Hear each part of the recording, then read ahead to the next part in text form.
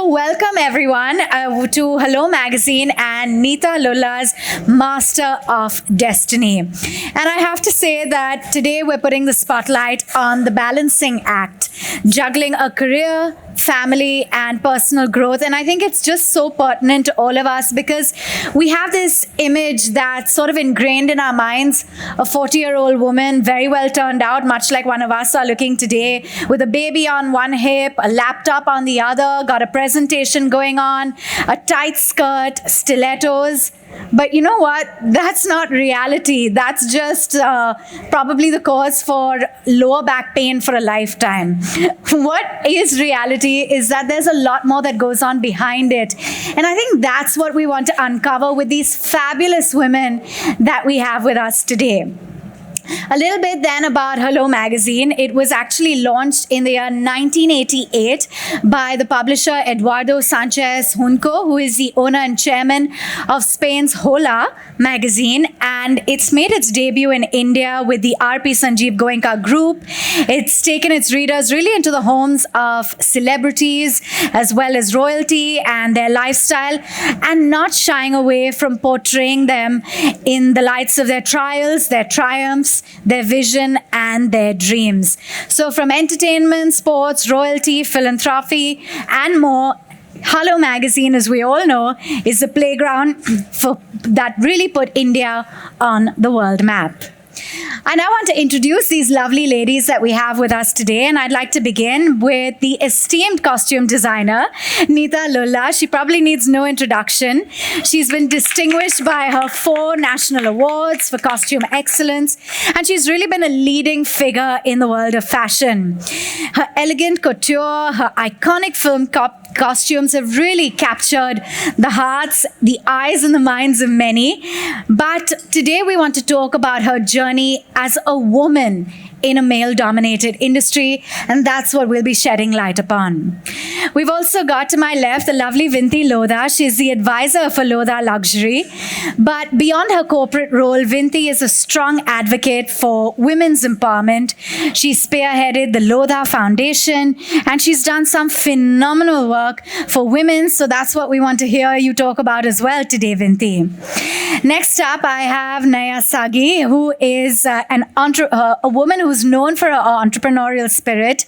She's not only led to co-found the Good Glam Group, one of Asia's fastest growing beauty and personal care unicorns, but also she built Baby Chakra from the ground up, and she's empowered millions of mothers. A very successful leader, she's an angel investor and a champion for women in business. Naya, welcome to this panel. Ladies and gentlemen, let's move on and give a very warm applause for our next panelist today, and that is Devita Saraf. She is actually the richest self-made woman under the age of 40. She's a Harvard-educated powerhouse. She's originally from Mumbai, and she's not only revolutionized the TV business, but she did so at the tender age of 24. So very commendable. She's built her company from the ground up as the founder and the CEO and the chairperson and CEO of View Technologies. So thank you for being with us today, Devita. Next up, we have Avantika Kilach, and then we actually go way back to when I was on the cover of 17 and we used to work there, and what a long way you've come from there. You know, she's really a voice and a powerhouse to reckon with when it comes to anything to do with the world of fashion. From the Bollywood A-listers to royalty, Avantika has a keen eye for injecting a unique blend of creativity and experience in the industry. She's a creative director, as we all know, of Hello Magazine India, a fitness enthusiast. She's a powerhouse of a woman and she juggles roles. And I think all of you, your jaw is going to drop to the ground when I tell you that this beautiful woman is a mom of not 1 or 2, but 3. So kudos to you, Avantika, and we look forward to everything that you have to share with us today. Next up is Anshuka Parvani, and we've also gone way back because I've interviewed her previously, and what a beacon of inspiration. I think her journey of turning adversities into an inspiration for what you do today is really going to be something that we all can take home. From her roots as a national gold medalist swimmer, I bet no one could believe that, a former commercial pilot, yes, she is now a celebrated wellness expert. Yes, we need all of that for you, Anshika, the founder of Anshika Yoga. And she's got clients the likes of the Bollywood's elite, from Deepika Padukone to Kareena Kapoor and Alia Bhatt. She's got all of them under her wing, or should I say under her yoga poses, and Devta Saraf as well included. So a unique approach to holistic well-being. We want to hear all about it. And finally, Shogar Merchant Doshi. They call her the superwoman of PR and marketing. And I think that is with good reason. We were in school together, and look at where you've come now. The CEO of Rainmaker Consults. I think the people who have really been behind this, they've been giving me multiple calls. So really, they've driven this event very well. She's driven this agency as well from the ground up. And I think we want to hear a lot more about how she's reached where she has today. It's a business empire. It services over 400 clients. And we want to know more about your leadership principles and aspiring women entrepreneurs. And by the way, in case all of you haven't noticed, we're all dressed up today in our finest. And these outfits are by none other than the wonderful Neeta Lulla. So thank you for making us all feel ever so empowered and beautiful in these outfits. There was a tug of war, by the way, for this one. Fastest finger first, I got it. And I'm so happy I did. So Neeta, let's get started and begin with you. It's a male-dominated industry without a doubt, the fashion industry, and you've really carved a niche for yourself and how you've made a name for yourself to reckon with. How do you manage to juggle the work-life balance? Good evening, everyone.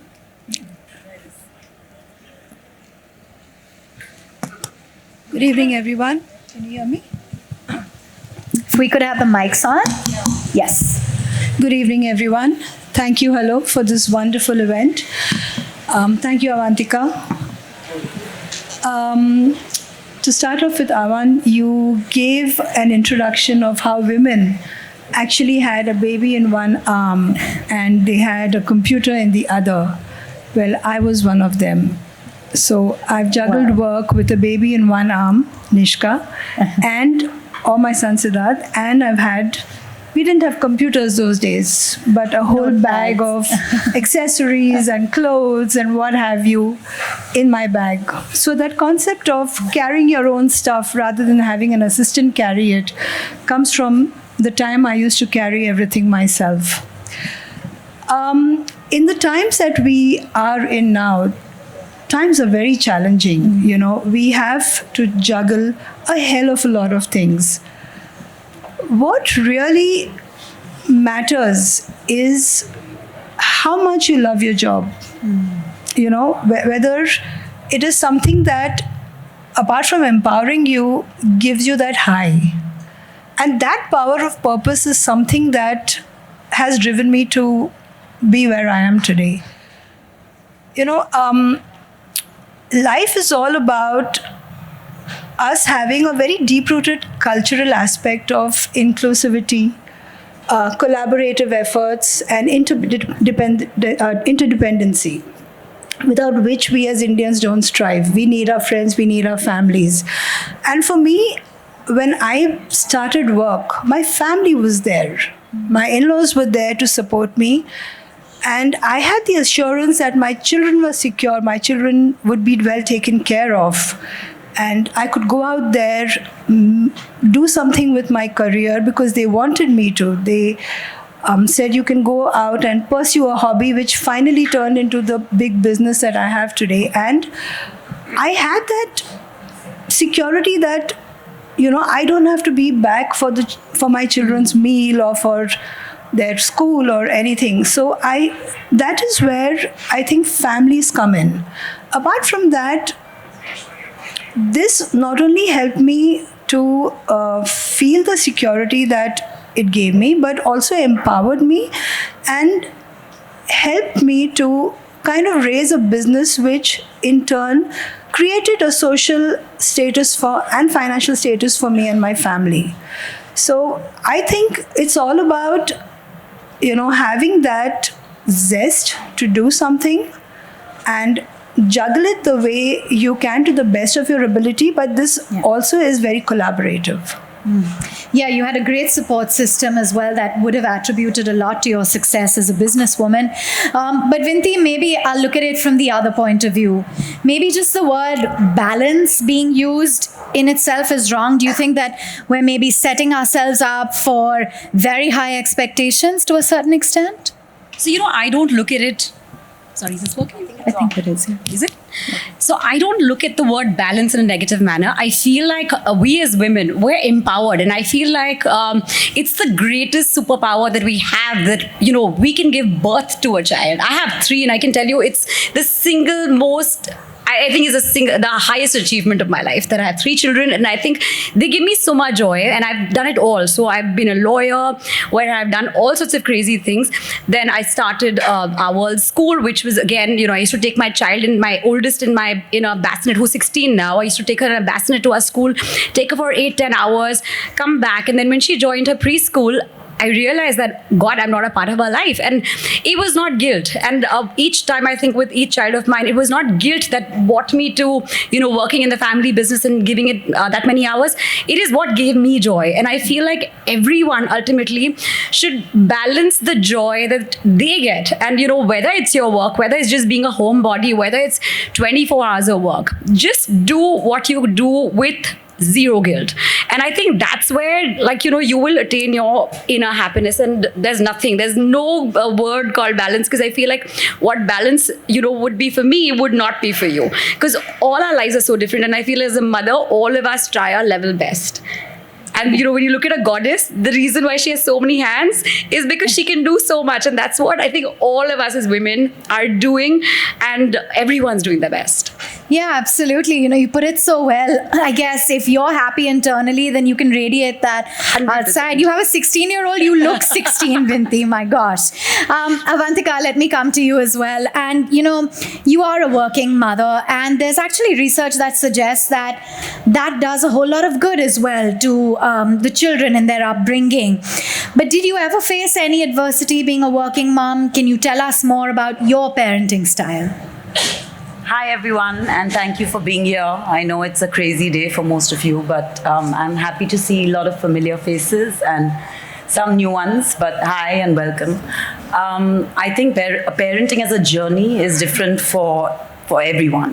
It's we all have support systems, like you girls have said, and there've been one of my support systems is in the room at the back, and he's often known as the soccer mom, and he's at more like soccer matches than me, and that's okay. And I don't think there are any rules, and I don't think there's a book that you follow, and sometimes you do well and sometimes you fail, and you pick up from there and you move on.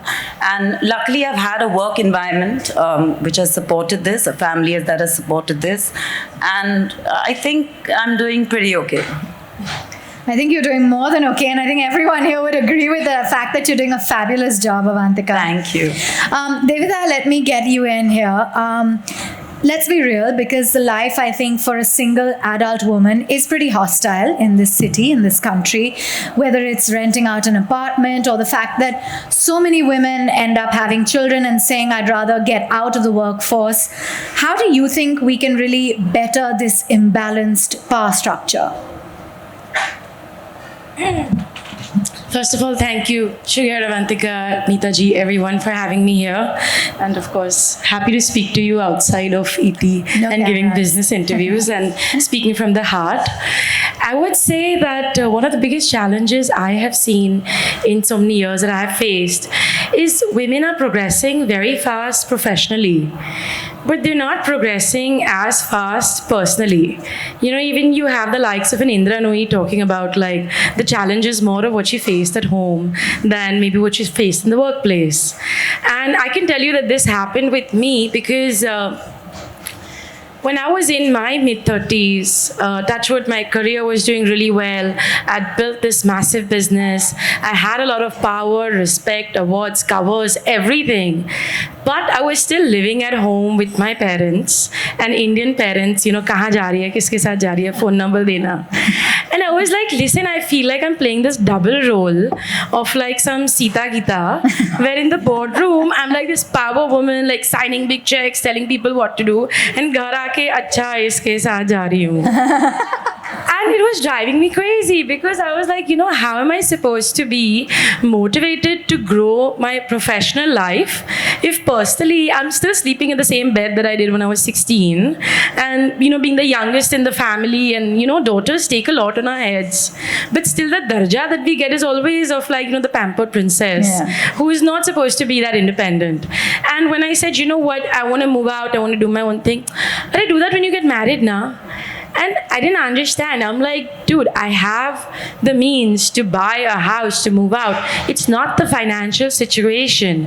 It's more that Indian society doesn't have as many benchmarks for women of what they can do with their lives personally. Because we can be CEO of something, but ghar aake we are playing like someone's mother, daughter, wife, whatever.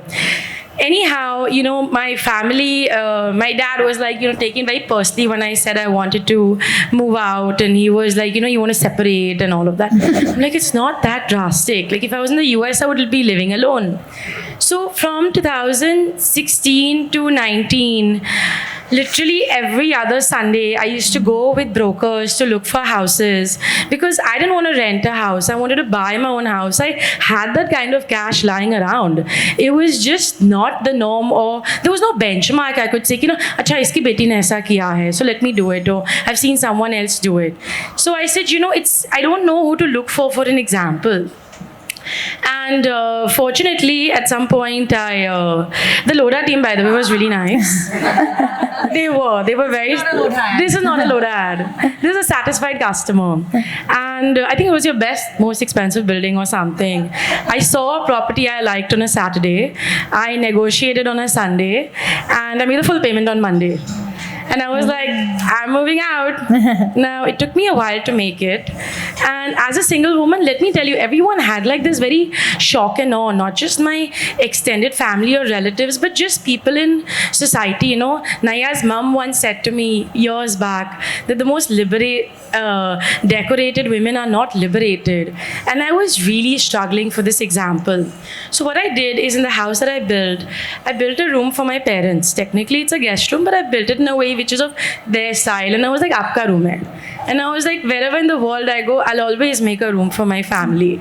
And so slowly, they also felt like they are part of that story. And I could be living alone as a single woman very happily in my lovely big Loda house, which my friends come over to all the time to take a break from their husbands and kids. And I realized it's not so hard. You want space. You don't want to separate. And you have to do what's right for you. Otherwise, you will be demotivated. But you also can find a midway where people you love don't feel so cut off from you.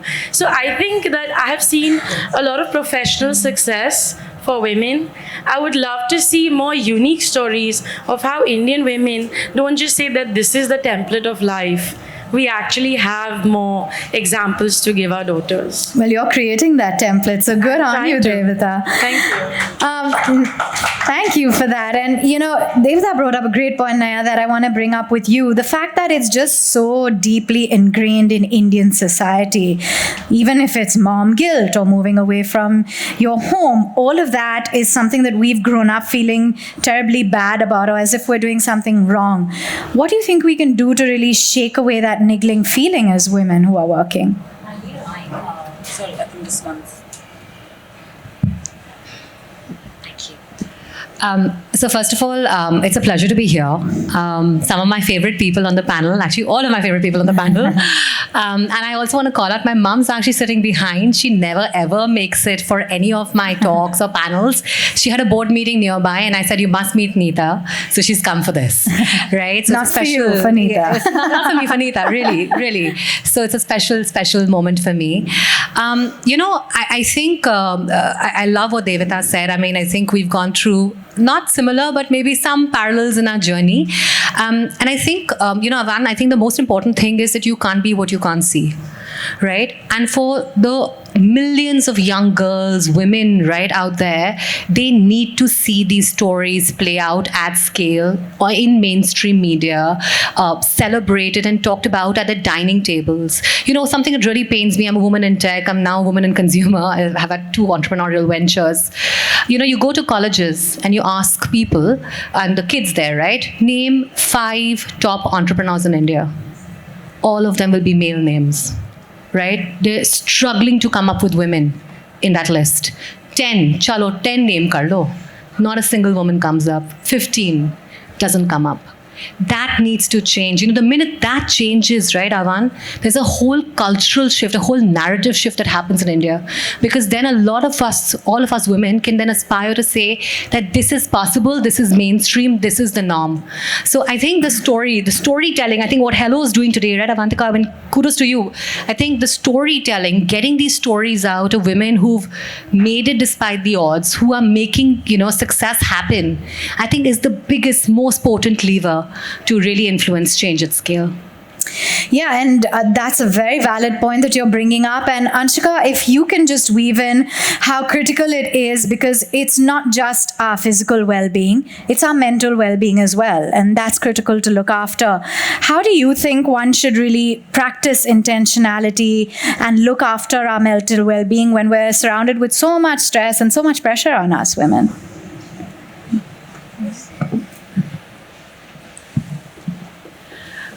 Of course, thank you for having me. Intentional self-care is crucial. I feel like it's the secret sauce, whether it's I teach 2.5-year-old children to my oldest was my grandmom at 87 when she passed away.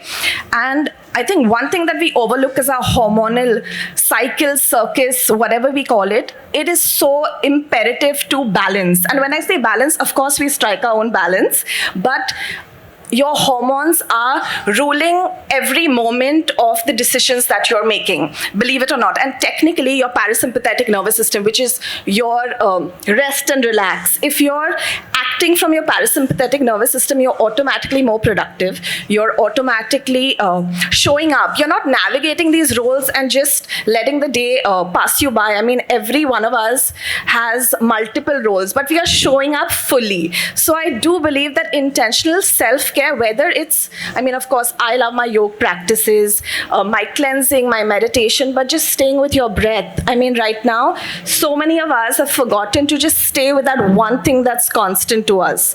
And quickly, if I can make everyone do this, everyone shut their eyes, quickly, and just stay with your breath. And I just want you to feel that inhalation and that exhalation, and count the number of seconds that you're inhaling versus the number of seconds that you're exhaling.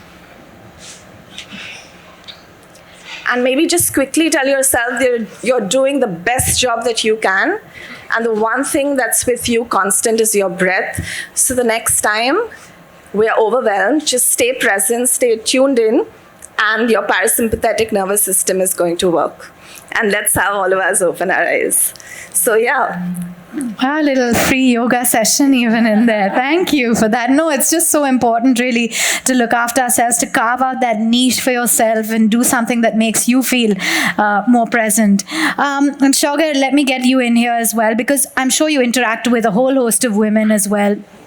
When you work with brands, you're working with a number of companies. Do you think that, yes, there is a feeling of we have achieved so much, or still we have a lot more to do? So thank you, Avan, for your very nice introduction earlier. Wait, and I forgot to mention that you were also in law and you've given that up. So clearly that's not a hot favorite for women. Both of us. Yeah, okay, 3 of you. Oh, yeah. 3 of us, yeah. Clearly, that's not working out very well. And it's a very male-dominated sector at the moment. So it ties back into the question that you just asked. I do feel that there are a lot of multinational companies world over, not just in India, who are now appointing women as CEOs. I do feel that the pendulum is swinging in our favor. Is there more work to do? 100%. But look at this panel. There are some fabulous CEOs right here. So having this discussion feels a little disingenuous. But the truth of the matter is, and I personally feel this, that while yes, there are gender biases, there are stereotypes, there are people who prefer to work with a man in a suit, I genuinely feel that in India, we, like as women, we are our own obstacle.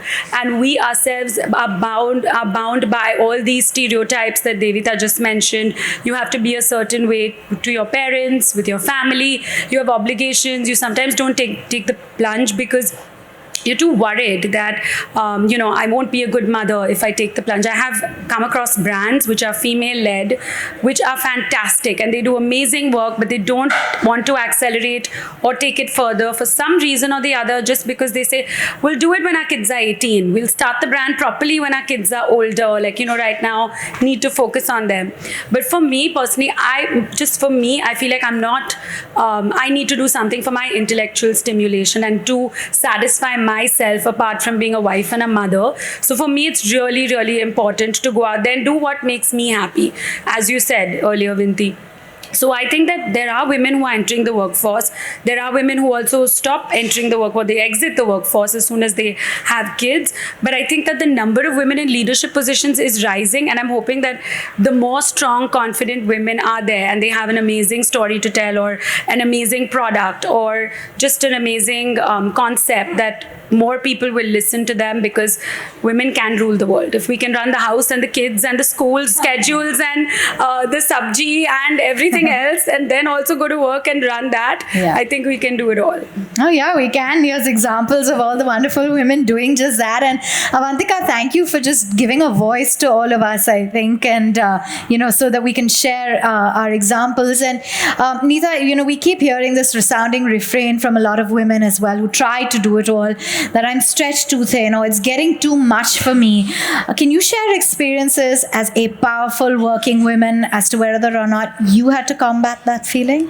Which of the women on this panel said that? I see none of them. So I don't believe that, you have to get this feeling of stretched too thin.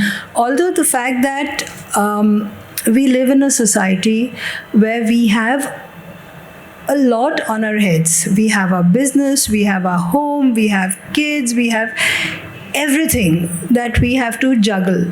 And apart from that, what we are also doing is we are meeting up with expectations of a lot of people around us. For me to build my brand, to sustain the brand, I have to work with people who are expecting a lot. My workforce, my family, everybody. But the fact is that there is those people who are expecting from us, but there is some expectations that you have from yourself as well.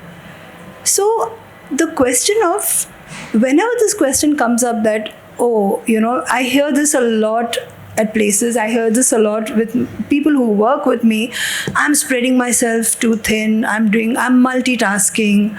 We are a society that has grown up to seeing all our deities with multiple hands. I think you just mentioned it.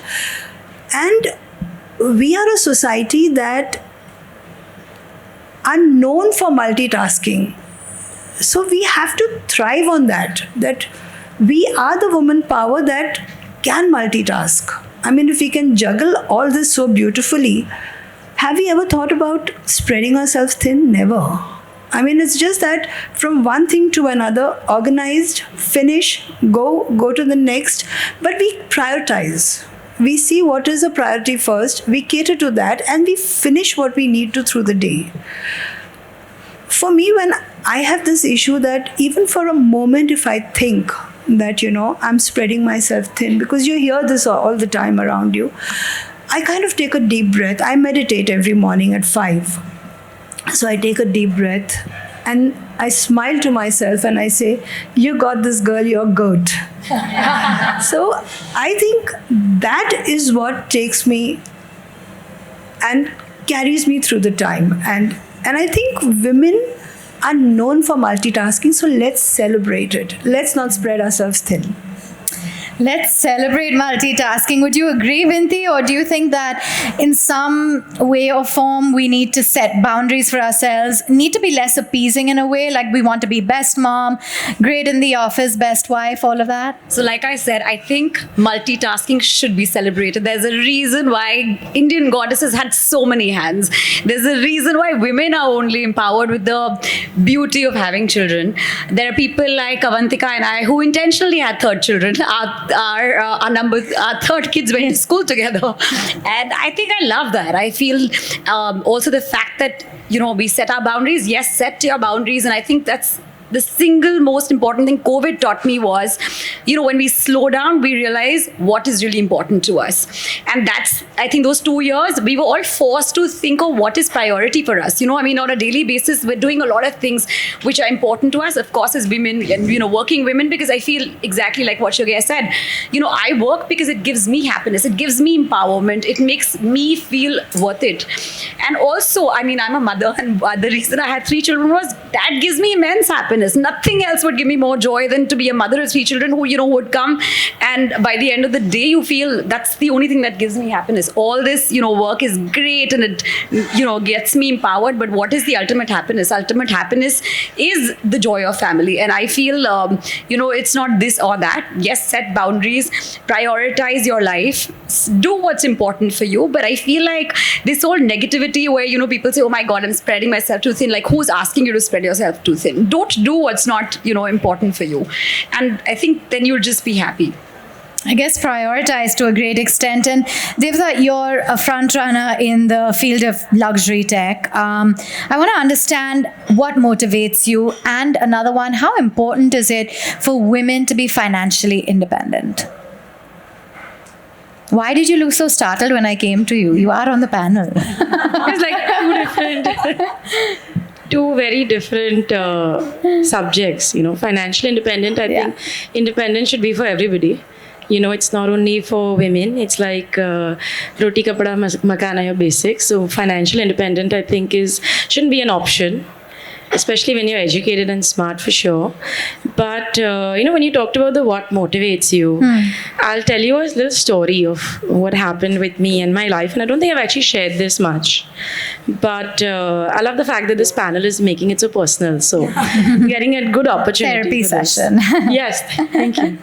So I'll tell you, I think what motivates us to be who we become is very often ingrained in us when we are young. When we're kids, they're like an image given to us of who we're going to be and who we are as people. And we see that as our reality. And I remember when I was a kid, maybe like 6-7 years old, I was very influenced by my grandfather, my dada, who was this very strong patriarch of the business, and he had 11 grandkids, and I was by far his favorite, and he didn't know any fairy tales or something. So he used to teach me business. He used to teach me profit kya hota hai, interest kya hota hai, as a small kid. And he always used to treat me like, she is going to be the heir or something. And it's not like I was the son or the eldest or something. I have an older brother. He's in the AI business. He's very smart. So it's not like I was just put there ki koi aur nahi hai. But he always saw me in this very important role. And even as a small child, I felt very empowered, that my Dadaji sees me as this person.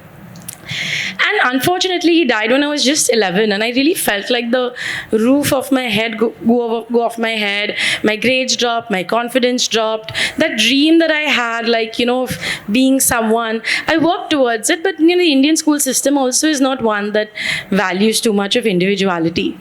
So I studied in India, went abroad, came back, started my company, and then I think built a decent business at this point. And always I valued the way he used to see me is how I saw myself at my best.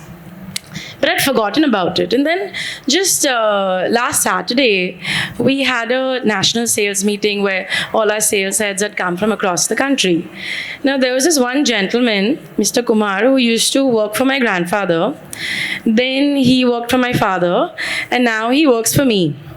and he was telling one of the other managers, she reminds me of her grandfather. She has that power that he has. Oh my God, I died of happiness. A guy could have called me the prettiest girl in the world and I wouldn't have cared.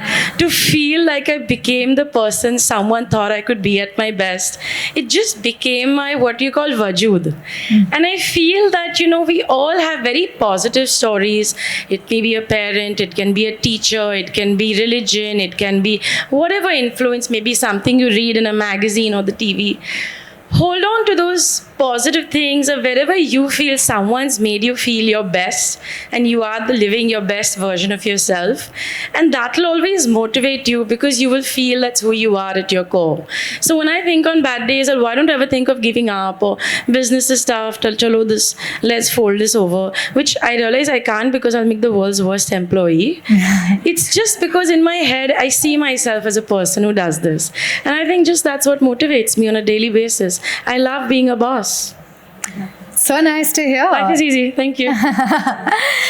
I'm not throwing any googlies. And, Naya, I don't know, one of the panelists brought this up, the fact that maybe other women don't uplift other women as much. Do you think that maybe is a problem, that we need to, give each other more booster shots? Yeah, women holding ourselves back. Do you think that maybe to a certain extent the problem lies with us? Sorry. I mean, not at all. I think so there are two pieces to this. Let me break it down, right? Yeah. One is that, the question of whether women are are we as women holding ourselves back? And, I want to say, and I want to call out my privilege, right? I come from a place where my mother, and she's sitting here, but she has been, I think, one of those women who's been an inspiration to many, not just in the family, but in the industry. And she's like been that person. I've seen her when she was in the IS in the early 1980s, early 1990s, been in riots, managing large police forces, looking after women who've had like harrowing experiences in police custody. So it's a very different upbringing I've had. Our dinner conversations were not P&L, but was certainly about, like where's the government heading? What is happening in this policy? What is social justice really mean? Right? So that is the kind of conversation and narrative I've grown up with. So I come from a place of extreme privilege, Avan, and I want to call it out. But that said, do a lot of us, of course, face the decades of social conditioning that we as women in India are naturally subject to, unfortunately. Simple things like safety, right? I mean, I grew up in Calcutta. And then, after a bit, I was told that you can't take the car and go to tuition, so take the bus and go. But I mean, people would obviously try to touch me or grope me as a young woman, and that the safety that we as women, or the lack of it sometimes, right, that we as women experience, and how do you kind of therefore then say, no, I'm going to work those late hours and I'm going to take that 2 a.m. whatever local train back, right? There's conditioning, but there's also this whole sort of ecosystem that needs to come in support of us, right? So I think I want to call out the practicality as well as my privilege here. But that said, I think it all comes back to, I think, what all of us have said, right? Andar se aana chahiye. I still remember, and I want to call out this little story when I moved back from Boston to India, and I had this little, my office, my dining table was my office. And I remember doing investor calls and I was pitching Baby Chakra, and my part-timer would come in and make Rajma Chawal. Pressure cooker on hota tha, and I'd put it on mute and say, oh, the network dropped, because I'm pitching to someone, right? You can't have the pressure cooker going in the back. And, then we had this audacious, it was me and my intern, Naina, who's still an inspiration, who's amazing. We had this audacious, this thing ki, ek din hum global jayenge, ek din hum ek IPO karenge, right? I want to call out, last week in my Entrepreneur 2.0 avatar, the Good Glam Group actually was the first direct-to-consumer company to launch in the US with Serena Williams, right? Yeah. And the dream is that next year, we actually do a public listing. So all I want to call out is, from those pressure cooker days and those dining table days, agar andar se aaye na, and you have that ki karna hai, kuch banana hai apne life ka, it's possible. So don't hold yourself back. And an amazing mom to boot as well. I'm sure you'll be an inspiration like that for your kids. Would love to know what those dinner table conversations are like. But Avantika, I'm going to switch things up a little bit because, this perfect life narrative, a lot of the time it's compounded in large part by social media. We're all suckers to it. The 11th finger is your phone, right? I think I'd sleep an hour earlier at night if I wasn't scrolling through Instagram. But it's very detrimental to us in a lot of ways, this image of reality or perception versus reality. Your thoughts? Yeah, totally. I think it's my first finger. I think it's my children's first finger. They've been born doing this, and I really feel that it's here to stay. We can't escape it. So let's make friends with it, and try and find a way around it. What we see on it are people's lives, what they want us to believe it is, and perceive their lives to be. There's so many layers that we don't even see, and we know that, but we choose to get underawed by our own achievements and our own status and family life and everything else, travels, all that. But there's also a lot I learned from it. I learned so many beauty hacks. I think my team does too. We're always on it, looking for information. It's a great way of being close to people that are far away and knowing about their lives, seeing their kids. So I think you have to create your own boundary with it, and maybe do that for yourself, maybe switch it off. I mean, everyone has different boundaries. Could be just switching it off or unfollowing or whatever you want to do. I think it's us, not Instagram or social media. I know, but it's just so tough, I feel at times. It just sucks you in, right? And Anshika, let's get in your take. This notion of, time stress as well. Too little time, too much to do. Advice that you think women need to take to heart to manage it all? Again, I'm gonna go back to the self-care is so important. Or maybe get in your thoughts as well on social media. Do you face that as well? All the time, absolutely. Yeah. I feel the construct of social media is to have these unrealistic expectations. Yeah. And my story, because I became like a default influencer after I started putting my yoga brand out there, right? And what I realized is I could have been having the most terrible day, but the screenshot that I'm putting out is my best moment of that day, or maybe something that I shot 2 or 3 weeks prior. So for me, what I did realize is it's a journey. You have, if you cannot you feel like somebody's doing much better than you are, you have to match up constantly. And that was happening to me at one point. My team would be like, you have to post, you have to do this, blah, blah, blah. I was almost hating it. And then I realized that, hey, this is a screenshot of my best moments. I'm going to have fun with it. But one thing which I feel like everybody should sort of practice is be authentic and be real. So I not only share my good times, but I also do share the bad times. And when I say the bad times, I mean, it could be as small as, posting a story, because I have so many followers who actually believe that I'm living like a perfect life. A lot of people, when I came in today, I was on holiday until yesterday, and they're like, hey, we thought you were like in Switzerland. I'm like, no, guys, I'm back. That obviously was taken a few days ago, but that was my favorite moment. What they didn't know that we had snowstorms and I was stuck in the room for many hours at one point, and the crazy week that I've had. And coming to time stress, I mean, that is real. Of course, I mean, boss ladies, all the respect, but I do meet a lot of people who just, they're burnt out, and burnout is real. And then they cannot be productive, they cannot show up. And I always tell them, like Vinti said, it's what you prioritize. Prioritize and delegate. And something that comes to me very naturally is, because I'm not only running a studio, but I'm doing so many different things, I like to put like pen to paper. So even though there are these tech apps and everything out there that can help you schedule, do like crazy things, sometimes I take my iPad or even a notebook and a pen, and when I start writing, I understand what's important to me. And trust me, that really breaks that time stress barrier, because automatically I start to prioritize me, and I know exactly what's important. Yeah, and I'm too a sucker for the diary and the pen. Sometimes that's just therapeutic in so many ways. Yeah, Sugar, boss woman, you had a son when you were as well at the peak of your career, and now you've become a name to reckon with in the marketing space. Did you ever face this issue when it comes to burnout, or how did you juggle it? So the thing is that what I do is very service oriented. So it takes a lot of me.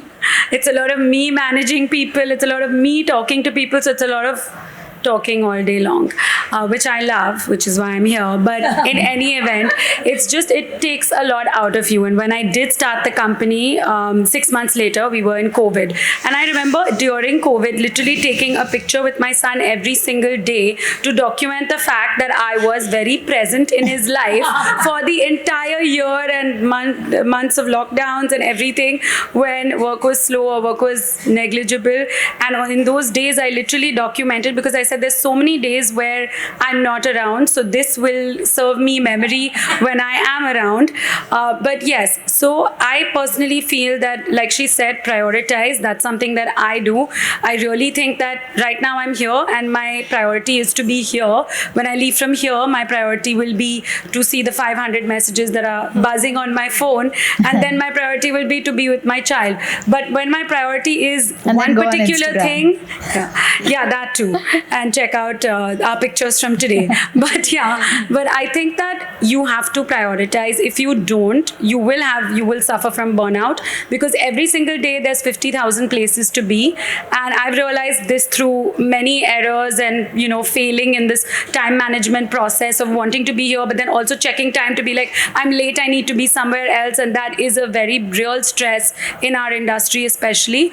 But I just feel like when you are in one place, if you just dedicate all your time and effort to that one thing that you are doing and leave everything else aside, it all sort of falls into place. So when I am with my child, and as you said, I started the company when he was very small, to me it was really important that he see both parents working, and that's something that was very important for me. So I didn't think that there was any other choice. For me it was like, if I find something that I love or I'm passionate about and I want to leave the house every day for, then only is it worth me taking time away from my home.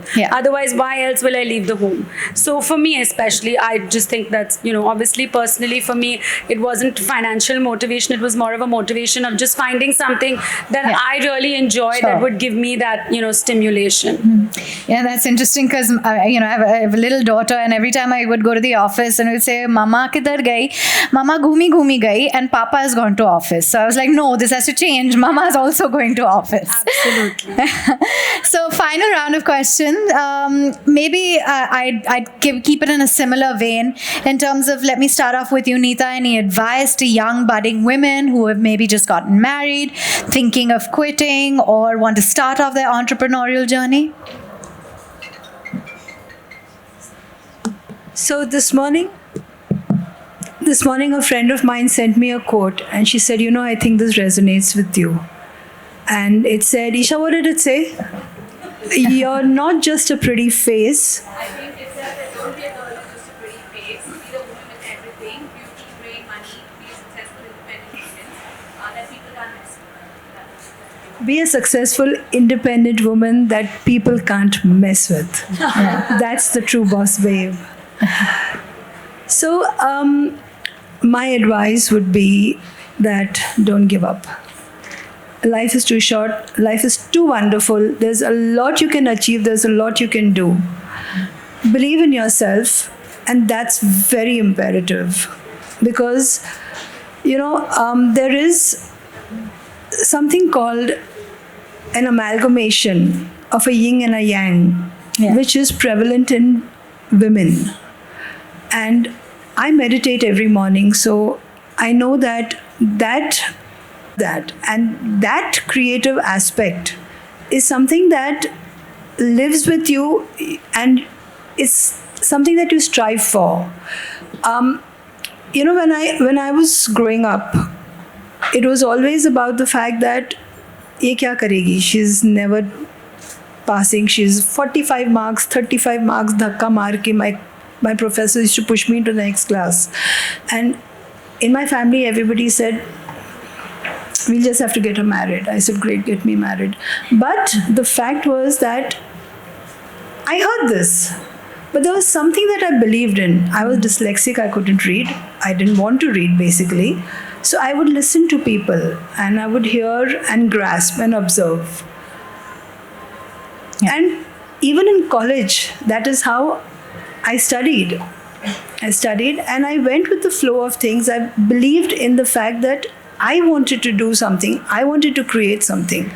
And I remember my family, my chacha, my eldest chacha, who always said, "Ye to kuch nahi kar sakegi life mein." When I made a name and a brand for myself, he called me and he said, "Maaf karna, I said this to you, but you have done what none of the girls, none of the boys in the family had done, and I salute you." So this is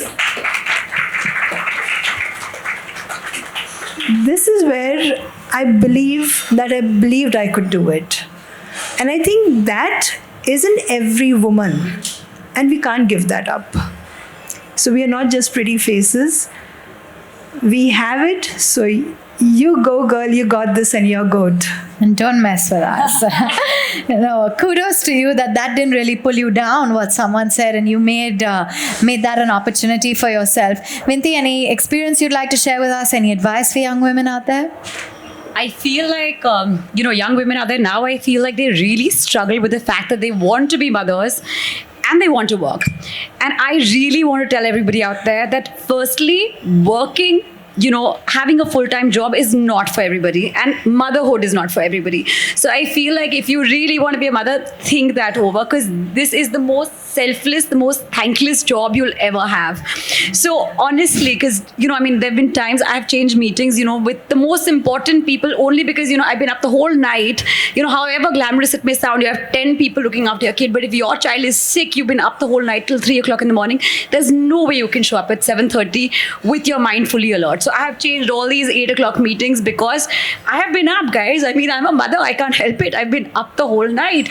So I feel like this is a very, very important call that mothers should take now. That, whether not everyone's domestic and not everyone can be maternal. So I feel it's a very conscious choice. And so many people now, that, they'll tell you that, this is not for me. I don't want to have children. And I feel good for you because you know that, right? It's important that you know that, because if you embrace motherhood, embrace it very, very happily, because this is forever. And like I said, for me, it's the most satisfying thing ever, but it may not be for everybody. Yeah. Devita, do you think that, closing comments, in large part it has to do with the fact that we say that it's all easy, it's all doable, it's completely normal to have 20 glass balls in the air and not have one of them come crashing down? I don't think anything has to come crashing down if you have that many hands holding that many glass balls. But I will add to the point you asked for entrepreneurs and women in India. Should you or should you not focus on entrepreneurship or whatever your dream may be? And I understand that as a culture, we don't always have too many benchmarks, So when I was in business school in California, I used to notice that all the examples of great entrepreneurs are always older white men. It's always like Steve Jobs or Bill Gates or Warren Buffett or whatever. And whatever I would do, I would not be an older white man. So I was very confused as to who do I look up to? And my dad's older brother, my Tauji, he's living in California, and clearly I'm surrounded by woke men in one side of my family and not on the other. But he said that, that in Hinduism, the most important portfolios of finance, education, and defense are actually held by women. All the men have all the side small cabinet portfolios. And I said, what do you mean? And he's like, in Hinduism, holding the world together was Lakshmi, Saraswati, and Durga. So if you want to be inspired, please learn from your own history and mythology. And I think all of us women today can be financially independent, can be powerful. We're all educated. We don't have that many live examples to show, but I think this fabulous panel that you guys have put together will hopefully send the generation next and all of us here that we all can be the Lakshmi Saraswati Durgas. And when people in business school in the US say, who do you want to be, they mention an Indian woman. Absolutely, and not a bold white man. Yeah. Naya, do you want to add to that in terms of advice and, for young women who are maybe contemplating rejoining the workforce or any, instances? I'm really going to pick up from where Devita left off because I'm going to share something a little bit that for me was one of my milestones professionally. So very similar to Devita's experience when I was at Harvard. All the case studies were on these white male protagonists, and there were none on like the journey of a woman, right? Leave alone like an Asian, South Asian woman, Indian woman, whatever. When Baby Chakra got sold, Avan, Harvard Business School wrote a case on Baby Chakra's acquisition. And it starts off with saying, Naya Sagi is having a cup of black coffee and looking out the window, on this thing. And I remember just seeing it, and I remember just thinking, you have these dreams, right? I mean, getting into Harvard, I had this massive imposter syndrome. I was a very bad student also, Neeta. I pretty much almost failed math and ISC, etc. You have these wild dreams, right?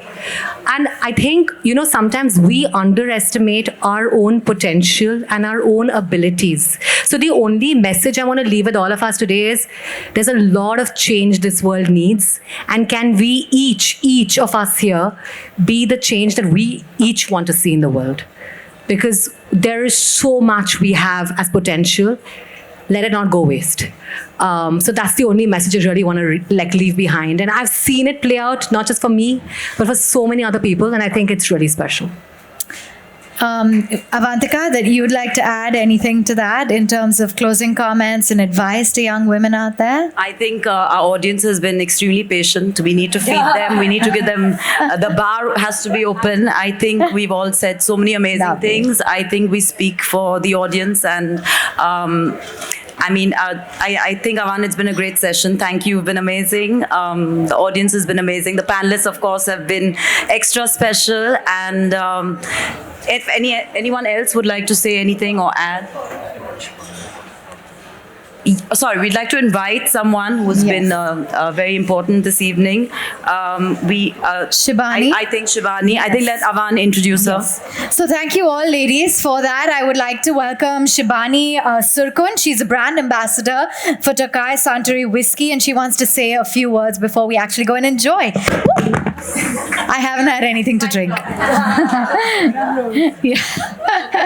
Hi, good evening, everybody. And on behalf of Tokai Suntory Whiskey and the House of Suntory, we feel privileged to have collaborated with Hello and Masters of Destiny and Neeta Lulla, most importantly, to celebrate the achievements of women here today. And as a woman, I'd say in our company, we have a motto called as Yatte Minahare in Japanese, which means you keep trying and trying until you succeed. And I feel each and every one of the panelists here today embodies that, and you share and empower that with other women here. So thank you. Thank you for that, Shibani. And I want to give a quick thank you to our sponsors with whom this would not have been possible. Celebration partner, Tokai Suntory Whiskey. Hydration partner, Vedika Himalayan Spring Water. Gifting partner, MyGlam. And hospitality partner, of course, the Four Seasons Mumbai. And with that, ladies and gentlemen, thank you for all being so patient. The bar is open. There's snacks. And Avantika, thank you so much. Thank you so much for hosting this.